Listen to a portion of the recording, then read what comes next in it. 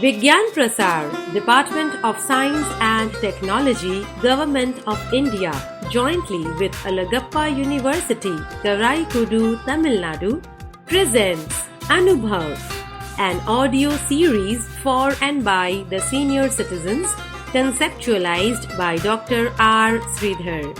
You are listening to Salam Namaste Community Radio.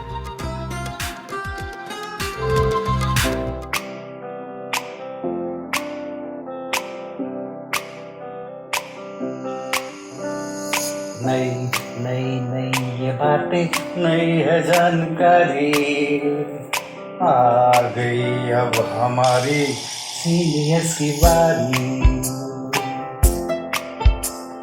नई नई नई ये बातें नई है जानकारी आ गई अब हमारी सीनियर्स की बारी। इनके अनुभव से अपनी बदली दुनिया सारी, इनके अनुभव से अपनी बदली दुनिया सारी। टाटा टाटी नाना नानी करते बातें प्यारी। सुन लो तुम समझ लो तुम, हाँ सुन लो तुम समझ लो तुम, सुन लो तुम समझ लो तुम बात ये हमारी। खुश रखोगे इनको तो होगी खुशी तुम्हारी।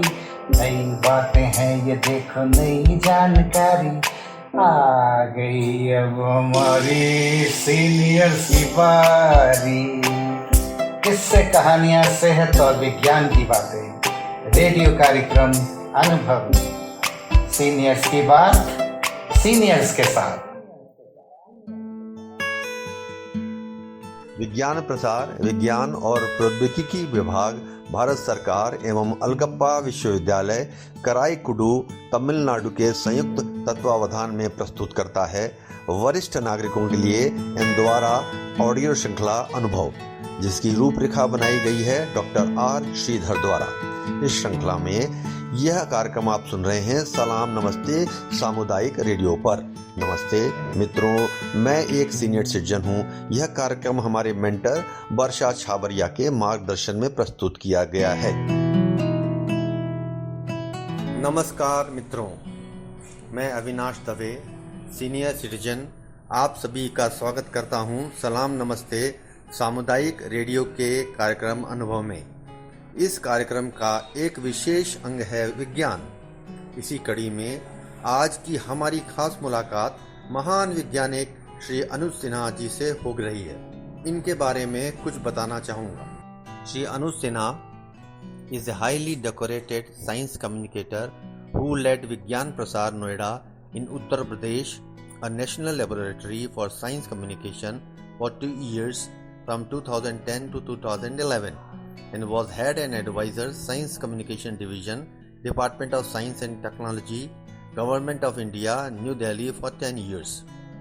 He has earned degrees of B.Tech Chemical, Nagpur University, India 1971. MBA Finance, Delhi University, India 1989, and MSc Economics, London School of Economics, London University, UK. He is honorary fellow Indian Science Writers Association, New Delhi. He was bestowed Saraswati Putra Samman by Bipin Joshi Smarak Foundation, Itarsi, in September 2017. He has over 10 years of experience as a chemical engineer in a process industry in Bihar. Several captivating science films, TV serials and radio programs on popular science with interactive features and memorable storylines were produced under his guidance. He was appointed Director Vigyan Prasar, the country's only laboratory for science and technology outreach, in 2009. He gave the team new motivation, new programs including Science for Gender Empowerment, National Science Film Festivals, Science on Social Media. He has authored a popular book on nuclear energy in Hindi. Shri Sinha served as a part-time faculty for executive MBA courses at some leading business schools including International Management Institute, New Delhi, Ford School of Management, New Delhi, Asia Pacific Institute of Management, New Delhi, for starting and delivering the technology management module over the period of 1992 to 1997. मैं स्वागत कर रहा हूं आप सभी का हमारे कार्यक्रम अनुभव में, जो कि सीनियर सिटीजन के लिए और सीनियर सिटीजन द्वारा लाया जाने वाला कार्यक्रम है। इस कार्यक्रम का एक महत्वपूर्ण हिस्सा विज्ञान है और उसके विज्ञान के ऊपर आज हम उसके योगदान के बारे में और चर्चाओं के बारे में जो हमारे सिन्हा साहब, ये इनसे जो एक बहुत बड़े वैज्ञानिक हैं, महान वैज्ञानिक हैं, उनसे हम बहुत सी बातें आज करने वाले हैं। और अनुज सिन्हा साहब का सबसे पहले मैं स्वागत करता हूं। आइए हम मिलते हैं अनुज सिन्हा साहब से और अपने वार्तालाप को और जारी रखते हैं। स्वागत है सिन्हा साहब। अविनाश जी और सुनने वाले श्रोताओं सबको बहुत बहुत नमस्कार, ग्रीटिंग्स और गुड विशेस। जी नमस्कार। स्वागत के साथ साथ मेरा आपसे पहला अनुरोध है, कृपया आप अपने बारे में सिन्हा साहब कुछ शब्दों में बताएं हमारे श्रोताओं को कि आपका अपना परिचय किस तरह आप दे सकते हैं, क्योंकि हम जानना चाहते हैं, हमारे श्रोता जानना चाहते हैं आपके बारे में कुछ। बेसिकली मैंने केमिकल इंजीनियरिंग में बीटेक करा था बहुत वर्षों पहले जी। और उसके बाद मैंने एमबीए करा है दिल्ली यूनिवर्सिटी से जी सर। और इकोनॉमिक्स में एमएससी करा है लंदन स्कूल ऑफ इकोनॉमिक्स से। मैंने जीवन का पहला 10 वर्ष प्रोफेशनल लाइफ के एक इंजीनियरिंग प्लांट में बताए बिहार में। हम लोग एक फैक्ट्री सेटअप कर रहे थे यूरिया फर्टिलाइजर बनाने की जी। और उसको बनाया गया, उसका कमीशनिंग हुई, उसका प्रोडक्शन हुआ जी। और चला के हम लोगों ने उसको देखा, बहुत कठिनाइयाँ आई थी, चैलेंजेस आए थे जी। उसके बाद मैं एक ब्यूरो था, bureau of industrial cost and prices, जो कि दिल्ली में स्थित था उस समय जी। उसमें मैंने 3 वर्ष रहा। वहाँ हम लोग हेवी केमिकल्स के कॉस्टिंग और प्राइसिंग की स्टडीज करते थे और अपने रिकमेंडेशंस देते थे जी। उसके बाद मैंने department of science and technology, Bharat सरकार की जो मंत्रालय है, उसमें मैं आ गया और यहाँ पे कई वर्ष रहा मैं जी। उसमें कुछ सालों तक तो मैं साइंस एंड सोसाइटी डिवीजन में रहा, या उसके बाद मैं विज्ञान प्रचार और प्रसार में जुड़ गया और पिछले 30 वर्षों से विज्ञान प्रचार प्रसार ही कर रहा हूँ।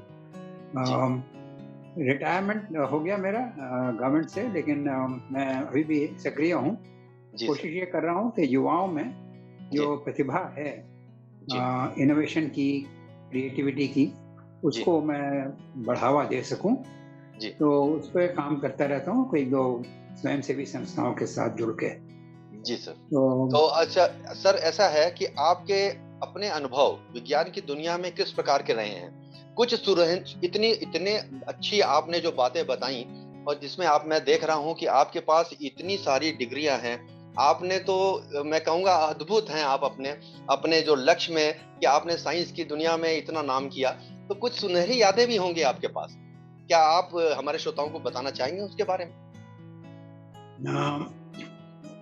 कई चीजें आती हैं और अब तो मैं ये भी कह सकता हूँ कि उड़ जाती हैं आदमी को थोड़ा थोड़ा भूलना भी हो जाता है। कुछ अगर याद करने की कोशिश करूँ तो मुझे कुछ बड़े महान वैज्ञानिकों से मिलने का अवसर प्राप्त हुआ इस जीवनी में, और इसके लिए मतलब अपॉर्चुनिटीज मिलती गई और इसलिए लोग मिलते गए। कुछ चंद नाम लूँगा, शायद वो इतने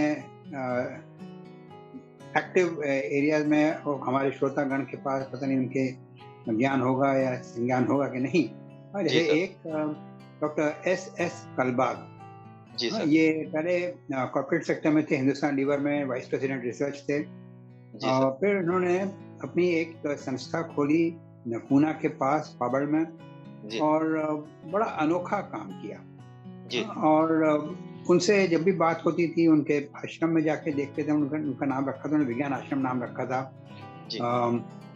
और उनका काम देख के बहुत ही वो मिलती थी, हम लोग को जोश मिलता था, बड़ा एनकरेजमेंट मिलता था। वो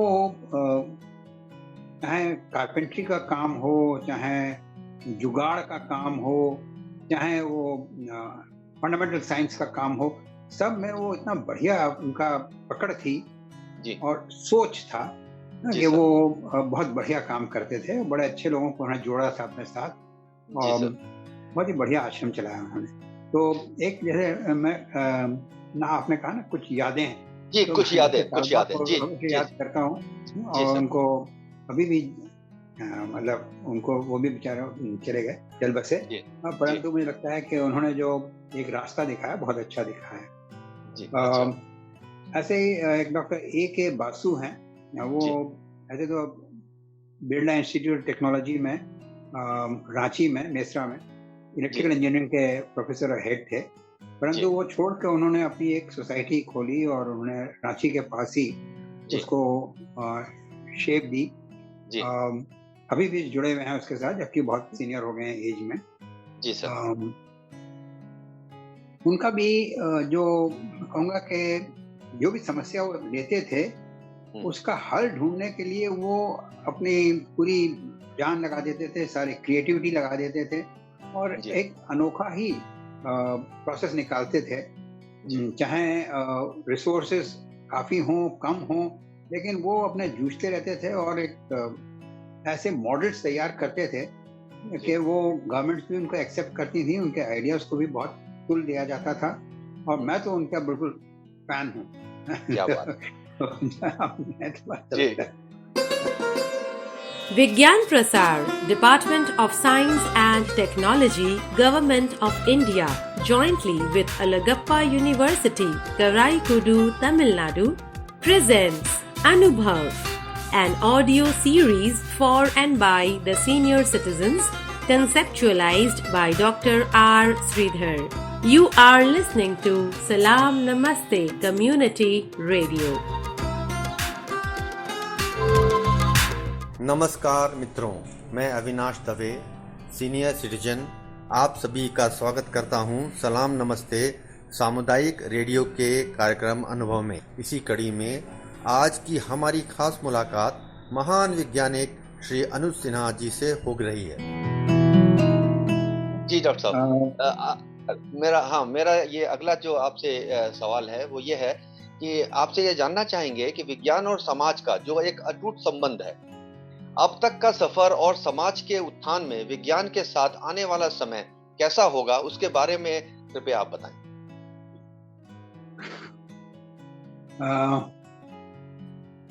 मुझे लगता है कि मैं एक ऑप्टिमिस्ट हूँ।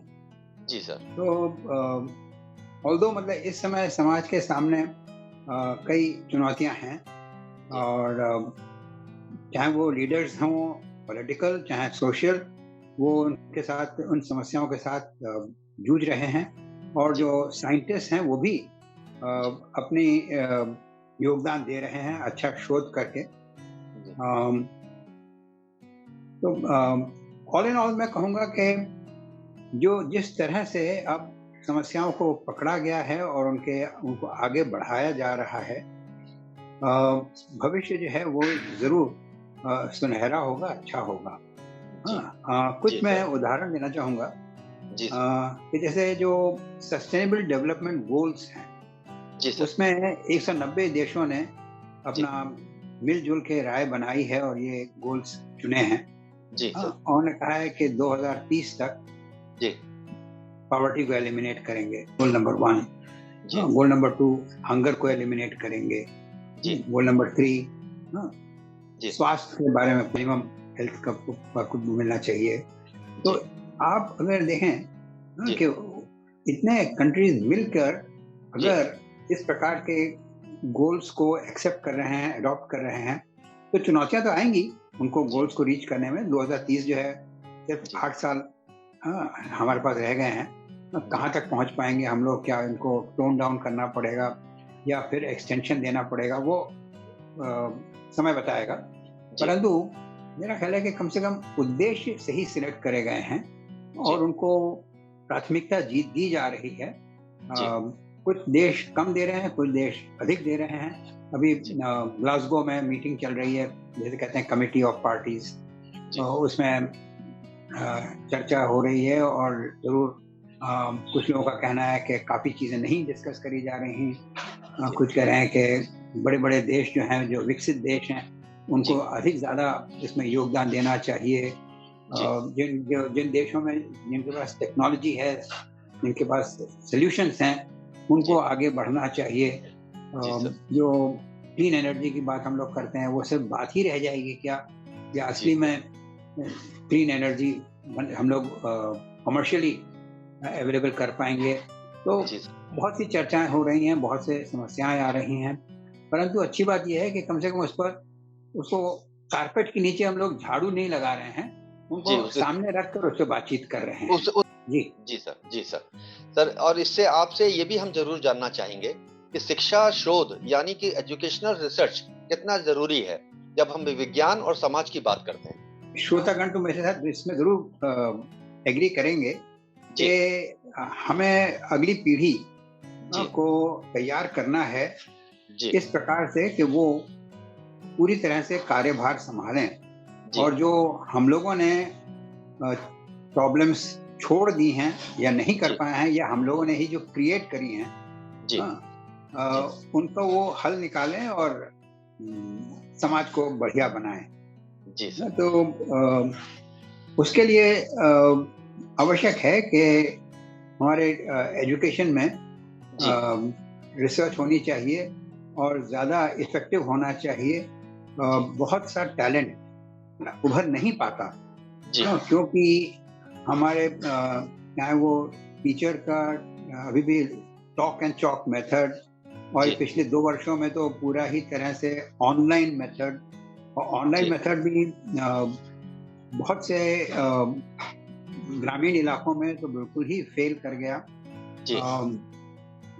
ट्राइबल एरिया में बिल्कुल फेल कर गया।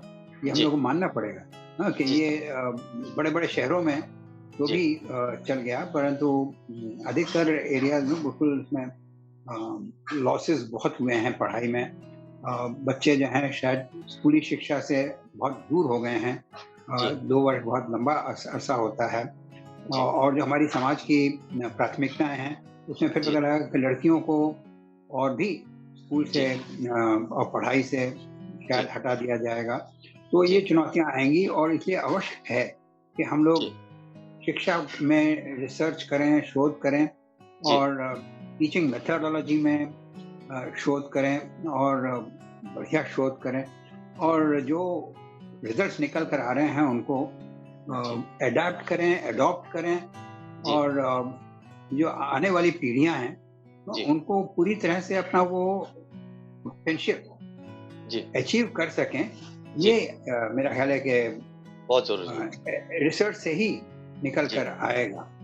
और हम लोगों ने जो हल्का सा एरिया उसमें चुना है अपने पिछले 10-12 वर्षों में, वो है कि बच्चों में और टीचर्स में अगर साइंस लर्निंग टीचिंग में कुछ अगर इनोवेशन किया है तो उसको रिकग्नाइज करें।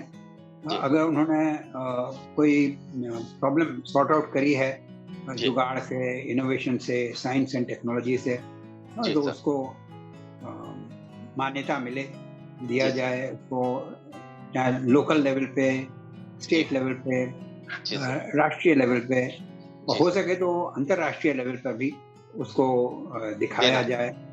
तो कोशिश कर रहे हैं, लेकिन हमारा तो बहुत छोटा एफर्ट है, पर पूरे देश में मतलब ये एक जागरूकता अगर रहेगी तो अच्छी बात होगी।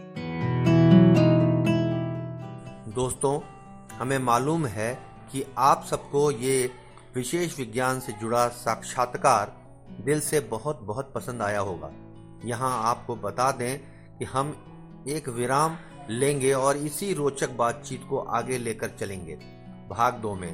भाग 2 तक जुड़ने के लिए धन्यवाद।